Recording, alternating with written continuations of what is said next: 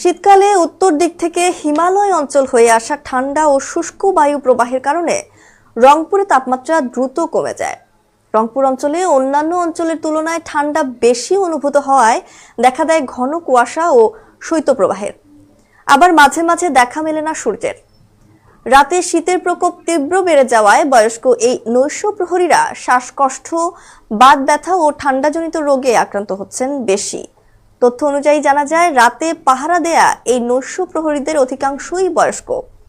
শেষ বয়সে জীবিকা নির্বাহের তাগিদে রাতের ঘুম ও শীত উপেক্ষা করে নিরাপত্তা দেয়া প্রহরীদের সুরক্ষা নিশ্চিত করা রাষ্ট্র ও সমাজের নৈতিক দায়িত্ব। তীব্র এই শীতে রংপুরের ডিসি, অর্থশালী ও গণমান্য ব্যক্তিবর্গদের শীতের ভারী বস্ত্র নিয়ে এগিয়ে আসার আহ্বান নৈশ প্রহরীদের।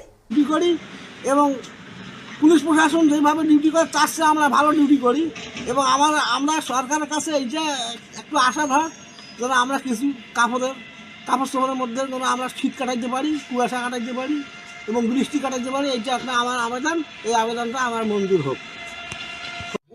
কুয়াশা ঠান্ডা অসহ্য হয়ে গেছে, মনে করেন কেউ কাপড় চোপড় কিছু পাই না, আমাদের খুব অসুবিধা হচ্ছে। অবস্থা খুবই ঠান্ডা, খুব ঠান্ডা পড়ছে। আর আমাদের তো দোকান কর্ম করে খেতে প্রচুর ঠান্ডা পড়ছে। এরকম ঠান্ডা তো আগের বারও কখনো হয়নি, এবার প্রচুর ঠান্ডা, মানে বৃষ্টির মতো ঝিমঝিমানি পড়তে খুবই সমস্যা। কারো তো আমাদের তো একটু সামর্থ্য, যদি কিছু কাপড় চোপড় দিতেন তো আমার সুবিধা হয়। আবহাওয়ার বর্তমান তো দেশের সরকার নাই, আর কার কাছেই চাবো? এখন ডিসি সাহেব এই গরিব দুঃখী মানুষের যারা কষ্টে আছে তাদের জন্য যদি উনি কিছু করেন, তো কাপড় চোপড় ব্যবস্থায় উনি যেন দূরত্ব করে।